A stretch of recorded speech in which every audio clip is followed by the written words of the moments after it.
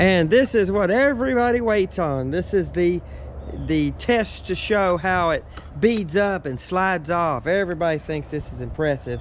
And it is impressive until it's stopped working, and it's not impressive.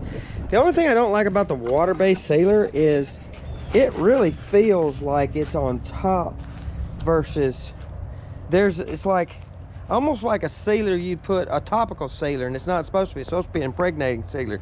It's slicker than, say, this one or this one. This one's more like regular concrete.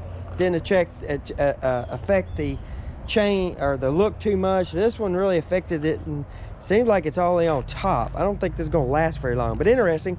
Water-based, solvent-based, water-based. But that water-based actually reacted exactly like this solvent-based. That was a milky white. That was a milky white mixed with my own water.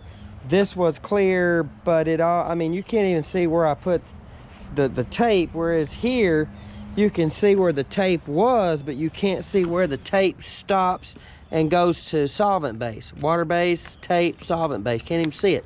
May be able to see it when we put water on it, but we're going to see. But anyway, here is the cool effect of the water cascading off as, you know, the sealer does its job.